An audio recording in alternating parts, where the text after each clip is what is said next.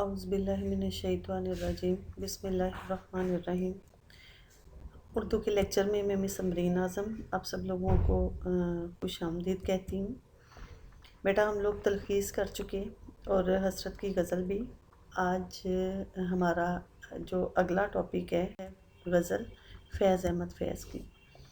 فیض احمد فیض یہ نارووال کے قریب ایک گاؤں میں پیدا ہوئے اور ان کے والد عربی فارسی اور انگریزی پڑھنے کے سبب کابل چلے گئے تھے اور وہاں افغانستان کے حکمران کے بچوں کے استاد مقرر ہوئے۔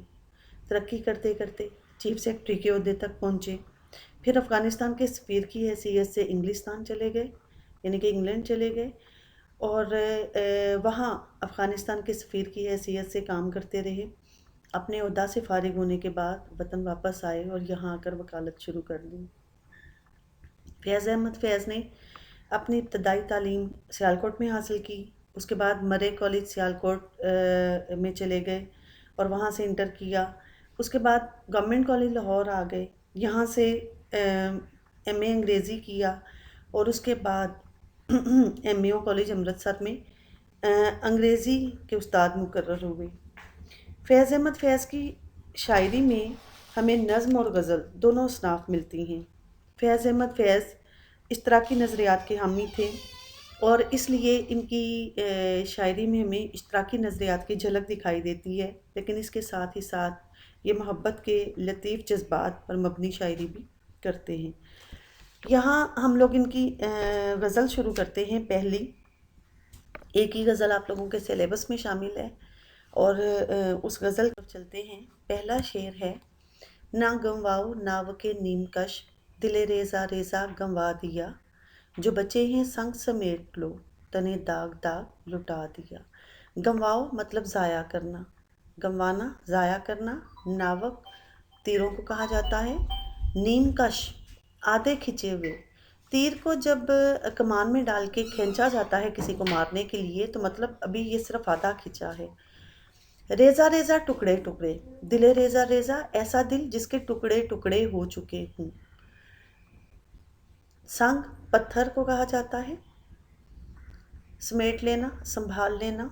تن جسم، داغ داغ زخموں سے چور بھی آپ کہہ سکتے ہیں۔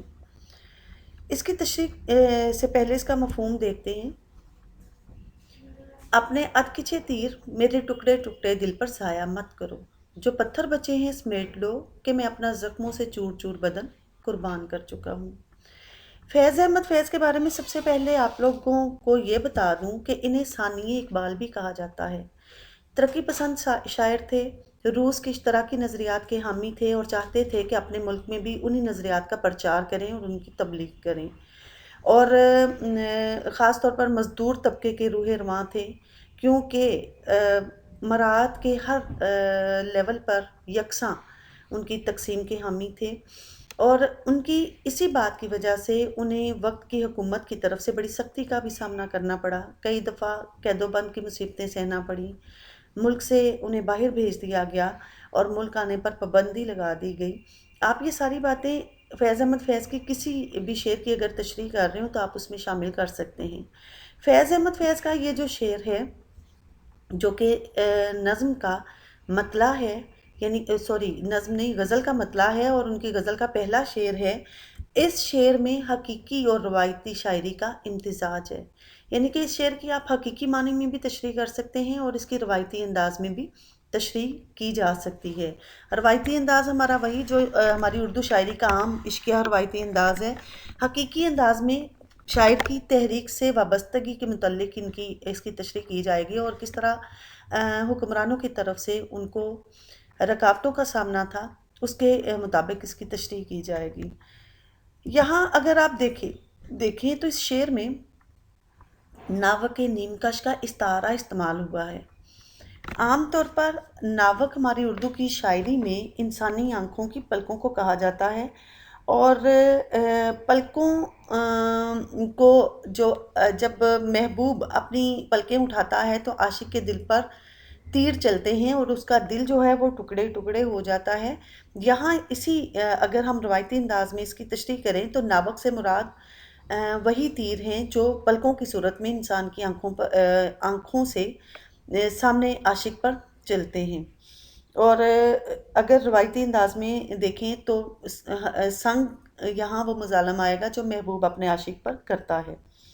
اس کی تشریح کی طرف چلتے ہیں کہ اگر روایتی انداز میں دیکھا جائے تو شاعر ایک ایسے عاشق کی ترجمانی کرتا ہے جس کا دل صدموں کی کثرت سے ریزہ ریزہ ہو چکا ہے، وہ شدید تکلیف میں مبتلا ہے اور ظلم پر اترے ہوئے محبوب سے التجا کرتا ہے کہ اس پر مزید ظلم نہ کرے، اسے تیر کمان میں کسا ہوا تیر اتار کر بقیہ تیر بھی ترکش میں سنبھال لینے چاہیے۔ وجہ یہ ہے کہ جس عاشق کو گھائل کرنے کے لیے یہ تیر چلائے جانے تھے وہ پہلے ہی زخموں سے چور ہو چکا ہے، اس کا دل ٹکڑے ٹکڑے ہو چکا ہے، اس کا جسم داغوں سے یعنی کہ زخموں سے اٹا ہوا ہے اور اب اس میں مزید تیر یا پتھر کھانے کی گنجائش نہیں، لہٰذا محبوب کو رحم کرنا چاہیے اور اپنے ظلم کے حربے ختم کر دینے چاہیے۔ یہاں اگر دیکھا جائے تو ناوک نیم کش کا استعارہ استعمال کرتے ہوئے اس نے اپنے محبوب کی آنکھوں کی بالکل مختلف انداز میں تشریح کی ہے، اور وہ یہ کہنا چاہتا ہے کہ وہ محبوب کی خوبصورت آنکھوں کی پلکوں کے اٹھنے کا منظر جو ہے وہ دیکھنے کی تاب نہیں رکھتا۔ محبوب کی پلکیں اٹھتی ہیں تو اس پر 100 طرح کی تیر برساتی ہیں، اسے زخمی کرتی ہیں، اسے گھائل کرتی ہیں اور اس کی موت کا سبب بن جاتی ہیں۔ اسی چیز کو اگر محبوب کی آنکھوں کی تعریف کو دیکھیں تو میر کا یہ شعر دیکھیں آپ لوگ: میر ان نیم باز آنکھوں میں ساری مستی شراب کی سی ہے۔ اسی طرح ایک اور شاعر کہتے ہیں: ترچی نظروں سے نہ مارو عاشق دل گیر کو، کیسے تیر انداز ہو سیدھا تو کر لو تیر کو۔ اب اگر ہم اس عام روایتی انداز سے ہٹ کے اس شعر کو دیکھیں اور اس کی تشریح کریں تو حقیقت کے آئینے میں دیکھتے ہوئے یہاں شاعر جو ہے یہ معاشرے کے لوگوں کا استحصال کرنے والے لوگوں کو اس نے مخاطب کیا ہے اور ان کے ظلم کی نشاندہی کی ہے اور ان سے درخواست کی ہے کہ ان بیچارے نہتے مفلوک الحال غریب عوام پر رحم کریں اور اپنا ظلم کا رویہ ان کے ساتھ بند کر دیں، کیونکہ یہ تو وہ معاشرے کا پسا ہوا طبقہ ہے جو پہلے ہی جن کے دل پریشان ہیں، جن کے دل ٹکڑوں میں بٹے ہوئے ہیں، بیچارے نہ جانے اپنی زندگی کیسے جی رہے ہیں، اور ان کو مزید پریشان کرنے کی بجائے ان پر رحم کریں اور ان پر مزید ظلم نہ ڈھائیں۔ یعنی کہ فیض ان ظالم حکمرانوں اور عمرہ جو ان کے نظریات کے مخالف تھے ان کو مخاطب کرتے ہوئے کہتا ہے کہ معاشرے کے یہ غریب لوگ جن کا میں حامی ہوں، جن کو میں حقوق دلانا چاہتا ہوں، یہ بیچارے تمہارے ظلم سہتے سہتے بالکل گھائل ہو چکے ہیں اور یوں لگتا ہے جیسے ایک ایک کر کے ہی اپنی جان گنوا دیں گے۔ اگر فیض کی ذات کو دیکھا جائے تو وہ یہاں پر یہی کہنا چاہتے ہیں کہ میں حکمرانوں کے مظالم سے اب تھک چکا ہوں، ان کے پتھر کھاتے کھاتے، ان کے تیر کھاتے کھاتے اب مجھ میں مزید صبر یا مصیبتوں کو سہنے کی گنجائش نہیں رہی، اب میں چند گھڑیوں کا مہمان ہوں، لہٰذا تم اپنے یہ پتھر سمیٹ لو، اپنے تیر سنبھال لو تاکہ دوسرے میرے جیسے لوگوں کے پر برسانے کے کام آئیں اور مجھے اب تم مزید تکلیف نہ پہنچاؤ۔ بقول شاعر: دل میں لاکھوں زخم ہیں، زخموں میں لاکھوں تیر ہیں، اب میری حالت یہ ہے زندوں میں ہوں نہ مردوں میں ہوں۔ یہ غزل کا مطلع تھا۔ اب چلتے ہیں غزل کے دوسرے شعر کی طرف۔ دوسرا شعر ہے: میرے چارہ گر کو نوید ہو، صف دشمناں کو خبر کرو، وہ جو قرض رکھتے تھے جاں پر، وہ حسابات چکا دیا۔ چارہ گر معالج، علاج کرنے والا، نوید خوشخبری۔ صف دشمناں دشمنوں کی صف، دشمنوں کی قطاریں، خبر کرو ان کو اطلاع دے دو۔ وہ جو قرض رکھتے تھے جہاں پر، یعنی کہ میں اپنی جان پر جو قرض رکھتا تھا اپنے وطن کا یا وطن کے لوگوں کا، وہ حساب آج چکا دیا، وہ آج حساب میں نے پورا کر دیا ہے۔ اس کا مفہوم دیکھیں: میرے طبیب کو یہ خوشخبری سنا دو اور دشمنوں کو خبر کر دو کہ میں نے موت کی آغوش میں جا کر اپنی جان کے قرض کا حساب بے باک کر دیا۔ فیض احمد فیض کے اس شعر میں ہمیں فیض احمد فیض کا مرثیہ ملتا ہے، حسن مطلع ہے، یعنی کہ فیض کی غزل کا دوسرا شعر ہے۔ اور فیض کا مرثیہ اس طرح سے ملتا ہے کہ فیض دو طرح کے لوگوں سے معاشرے میں ان کا تعلق تھا۔ اپنی ایک انقلابی تحریک سے وابستگی کی بنا پر کچھ لوگ ان کے دوست تھے اور کچھ لوگ ان کے دشمن تھے، اور دوست جو ہیں ہر موقع پر ان کی ہمت بندھاتے تھے اور ان کا حوصلہ بڑھاتے تھے، جبکہ دشمن انہیں کسی نہ کسی طرح ذک پہنچانے کی کوشش کرتے رہتے تھے۔ اس شعر کا بھی دو انداز میں اس کا کیا جا سکتا ہے، اس کی تشریح حقیقی معنوں میں بھی اور مجازی معنوں میں بھی۔ اگر ہم اس کے مجازی معنی دیکھیں تو شاعر کہتا ہے کہ میں آج محبوب پر اپنی جان قربان کر دوں گا، یہ مجھ پر ایک قرض تھا جسے میں چکا رہا ہوں، یعنی کہ محبوب پر کے عشق کے لیے جان قربان کرنا مجھ پر ایک قرض تھا۔ میرے اس اقدام پر محبوب کو خوش ہونا چاہیے، اور میرے رقیبوں کو، یعنی کہ وہ لوگ جو میرے محبوب سے محبت کا دعویٰ کرتے ہیں، ان کو بھی خبر کر دو کہ وہ ہمیشہ میرے محبوب کے خلاف میرے محبوب کے میرے خلاف کان بھرتے تھے، تو آج وہ میری وفا شعاری کو دیکھ لیں اور اب مزید باتیں نہ بنائیں۔ فیض موت کو گلے لگانے والے عاشق کی انہوں نے بات کی ہے کہ رقیب عاشق کی کردار کشی کا کوئی موقع ہاتھ سے جانے نہیں دیتے، وہ ہر وقت معشوق کے کان بھرتے ہیں، جس کی وجہ سے محبوب عاشق سے بدظن ہوتا ہے اور اسے ہوس پرست یا مطلب پرست سمجھتا ہے۔ عاشق جو محبوب پر جان نچھاور کرتا ہے، اس کے اس رویے کی وجہ سے ہمیشہ پریشان رہتا ہے، لہٰذا وہ اپنی جان اب عاشق پر قربان کرتے ہوئے کہتا ہے کہ میرے دوستوں کو تو خوشخبری ہو کہ اب انہیں میری تسلی کا کام نہیں کرنا پڑے گا اور میرا حوصلہ نہیں بڑھانا پڑے گا، جبکہ ساتھ ہی ساتھ میرے دشمنوں کو بھی خبر کر دو کہ آج میں محبوب پر اپنی جان قربان کر چکا ہوں، لہٰذا اب انہیں مجھ سے کوئی خطرہ نہیں ہے۔ بقول شاعر انور جمیل کے اشعار ہیں: بدل دو پیرہن اب زندگی کا، علاج اس کا ممکن نہیں رفو سے، مورخ کا قلم کھلنے سے پہلے وفا کی داستاں لکھ دو لہو سے۔ اب اگر اسی شعر کو ہم اس کو حقیقی معنوں میں لیں تو فیض احمد فیض معاشرے میں ان لوگوں میں سے تھے جو اشتراکی تحریک سے وابستہ تھے، اور وہ اپنے اشتراکی نظریات کو لوگوں میں عام کرنا چاہتے تھے، اور ان اشتراکی نظریات کو عام کرتے ہوئے کچھ لوگ تو ان کے حامی تھے جو انہی کے نظریات کو مانتے تھے، اور کچھ لوگ خاص طور پر حکمران وقت ان کے ان اشتراکی نظریات پر پابندی لگاتے تھے اور ان کو منع کرنا چاہتے تھے ان کی اس اقدام سے۔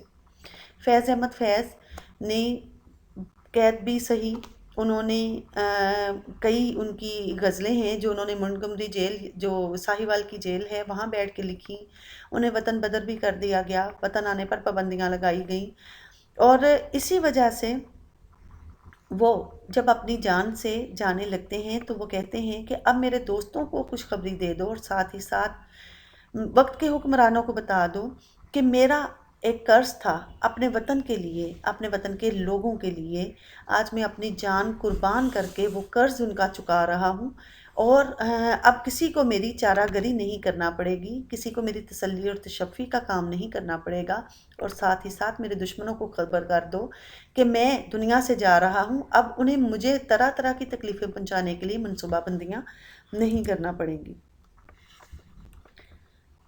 بدلہ وفا کا دیں گے بڑی سادگی سے تم ہم سے روٹھ جاؤ اور زندگی سے ہم، کہ اگر اس شعر کو آپ اس کی مجازی معنی کی تشریح میں بھی ڈال سکتے ہیں اور حقیقی میں بھی، کہ اگر وطن کے لوگ ہم سے روٹھیں گے تو ہم زندگی جو ہے ختم کر دیں گے، لیکن پھر بھی اپنے وطن سے وفا کیے جائیں گے، اور مجازی معنی میں بھی کہ محبوب اگر اسے ہم ہمیشہ وفا کرتے ہیں، لیکن اگر محبوب ہم سے روٹھے گا تو ہم بھی زندگی کو الوداع کہہ دیں گے اور اپنی جان قربان کر دیں گے۔